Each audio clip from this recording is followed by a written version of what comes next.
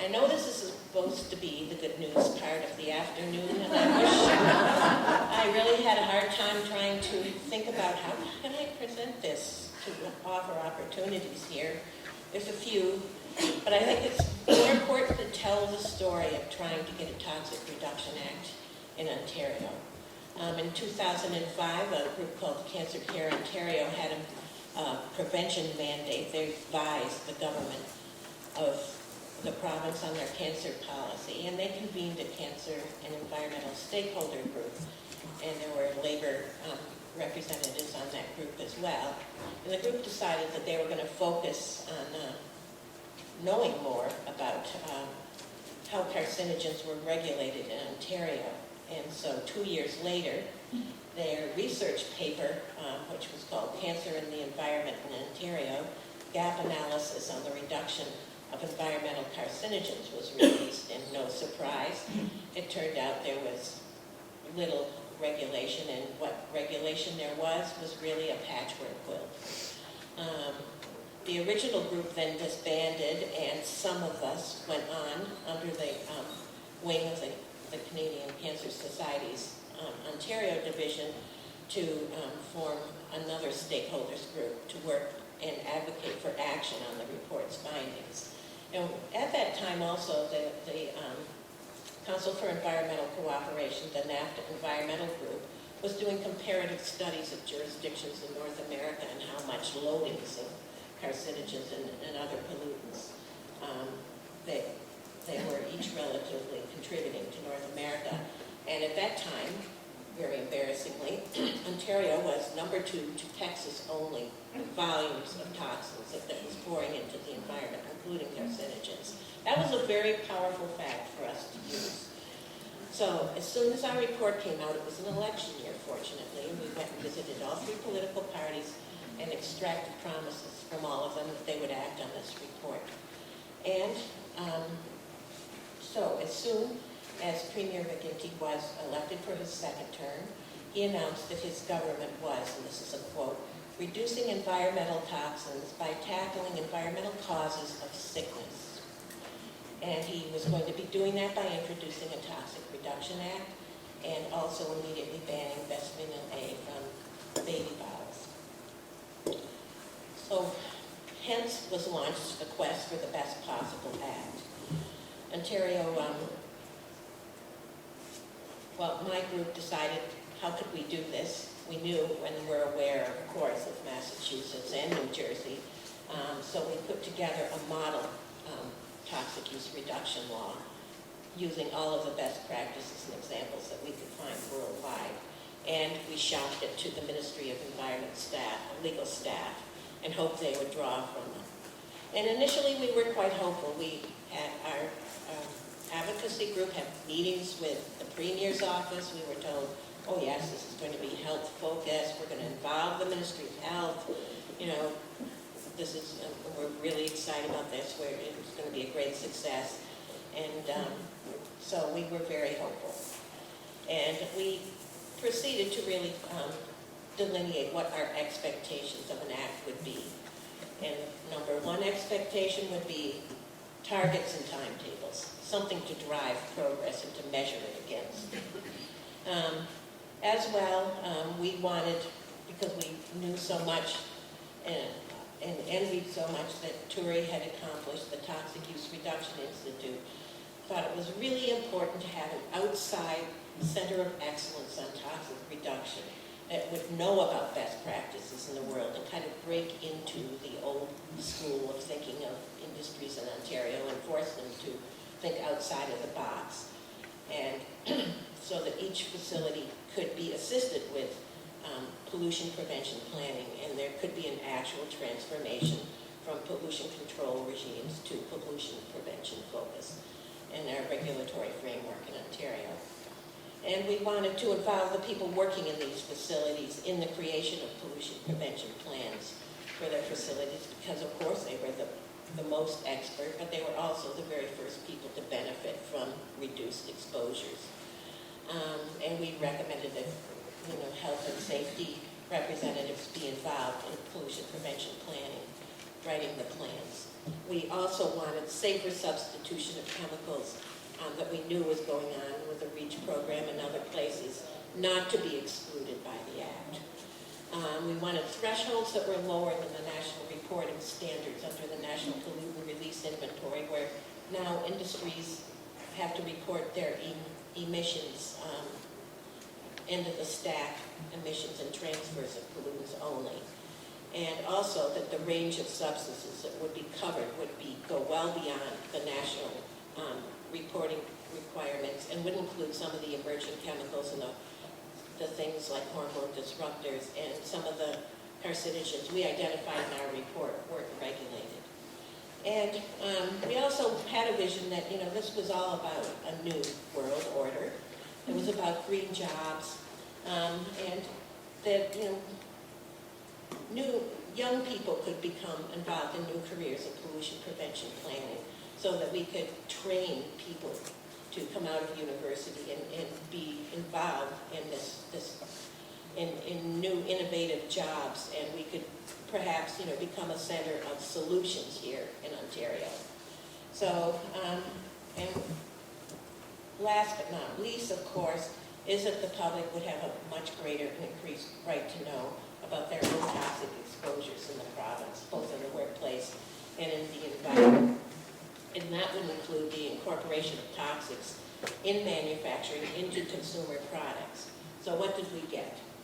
Our stakeholder group spent years and years working continuously on this work, which wasn't really necessarily fun. I must say, we had countless meetings with Ministry of Environment staff. We became known as the environmental, health, and labor, like we were one entity.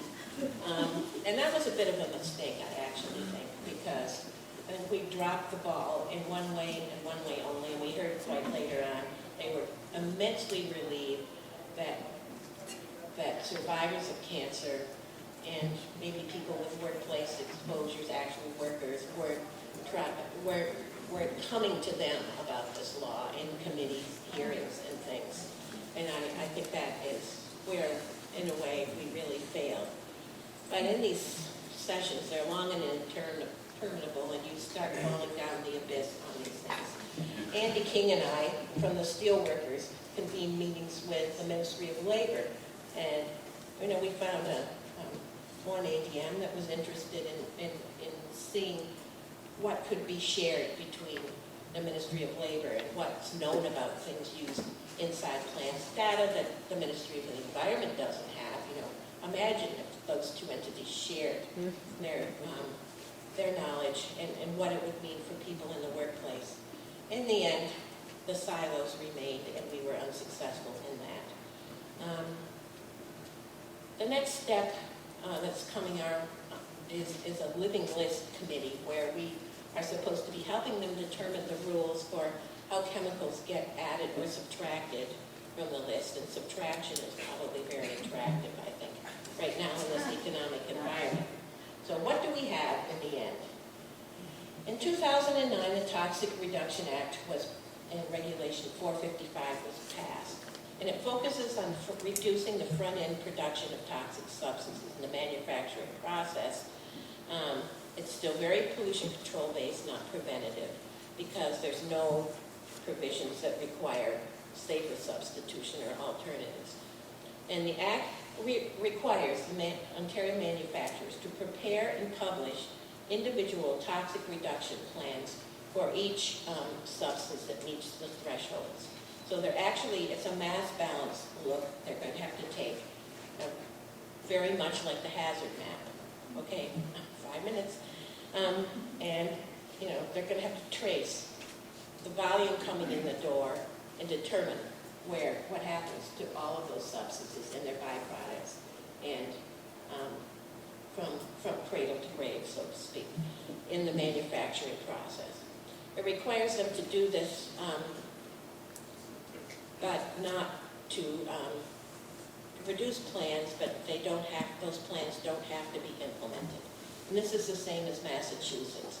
And our advice from Massachusetts was, in fact, that if we had asked for implementation when we were trying to get this act, there would have been such large pushback, we never would have gotten the act at all. So, time will tell here. It's definitely going to be a lot of work for each employer to go through this. It's going to be expensive. The government's expert panel recommended that the list of substances regulated be expanded and that NPRI federal thresholds be lowered to capture more harmful substances. And Miriam Diamond, who's in the room here, was on that panel. This advice was largely not taken. And what we've ended up with in the end is exactly the same as the National Pollutant Release Inventory with the addition of acetone. So the act is being phased in, and the first phase was limited to the most hazardous substances, which they deemed to be 47 substances.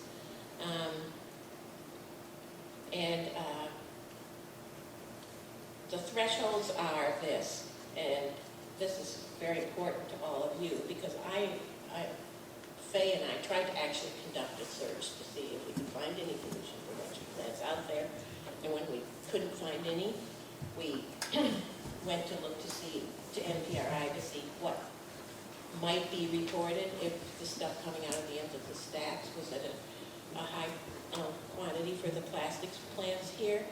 You have to use a 10-ton threshold for each substance in the manufacturing process, production, or otherwise in use, and a 20,000 employee work hour. These are the criteria.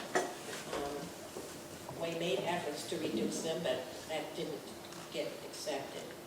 So the first phase of reporting ended in December 2011. Phase 2 is to begin in 2012, and it's going to, their reports will be out in 2013, and that's another 250 substances. Of concern to us is that all of the substances of concern, the hormone disruptors, the things in Proposition 65 in California, the new emerging chemicals, 150 of those were recommended and looked at by the expert committee. They were whittled down to 19, but the legislation is silent on those 19, and there's no timetables.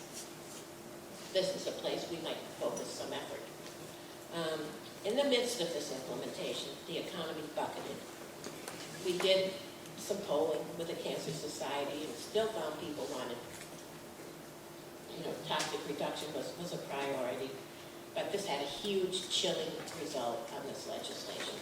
It all became about business friendly. And I don't know how many people are aware, but recently in the last year, there's been sweeping changes to environmental regulation in Ontario in the new Open for Business and Modernization of Approvals process. Essentially, for every new law, you have to get rid of an old one. And everything is being streamlined and smooth for fast approvals for industry and not standing in the way of business. The disease prevention focus really dropped right off the map, has dropped right off the map. Interestingly enough, the regulation for how much qualifications a pollution prevention planner needed became a big lightning rod. They removed the regulation during the Open for Business process and are now gone back to it after the election. They've elected to have a lot of pollution prevention planners will likely be just somebody already working in the plant. Most industries have said that's what they prefer. They'll make it somebody's job and they'll get them trained. The Ministry of Environment will be doing the training and licensing. They must be licensed. The chief executive officer of any company has to sign off on their pollution prevention plans with a pollution prevention planner, but since the planning regs were delayed, the first year's gone on without any benefit of pollution prevention planners. So there'll continue to be really pushback on this act. Employees are going to have the same rights as anybody else to get access to information on this, and as I said, it's going to be very difficult to find information.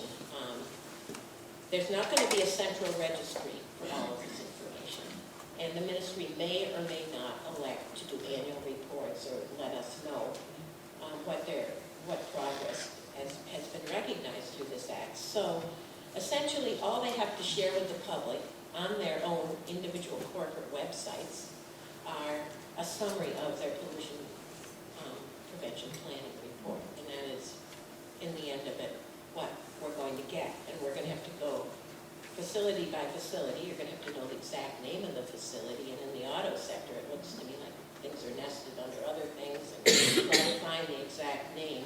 We did 2 different searches on NPRI to look for Windsor. One we did Windsor City, one we did Windsor area, coming up with one more plastic company when we did Windsor area, but you almost have to know the exact specific language to get to this information. So I think lessons learned is, I think that we need to demand to continue to improve this in any way we can, but there are other models out there, and the City of Toronto bylaw is one, which I would recommend that you might want to actually seek a replica bylaw here in the Windsor region. Why? Because they drop thresholds from the National Pollutant Release Inventory thresholds, so that in the City of Toronto, small and medium-sized businesses are going to be reporting. This is a first ever in Canada on their use of toxic chemicals. It'll be tremendously educational, especially for unorganized workers and plants that have to do that. I think this is a model that is far superior to what we've ended up with here in the province. Not to say that we shouldn't continue to try to improve things here. Sarah, do you want to say the website for ChemTrack? All right, yeah, there is a website for the Toronto program called ChemTrack.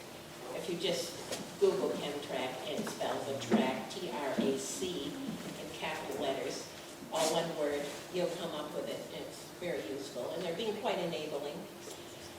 Like Massachusetts, they're doing a lot of educating on alternatives and assisting people to reduce toxics in their plastics.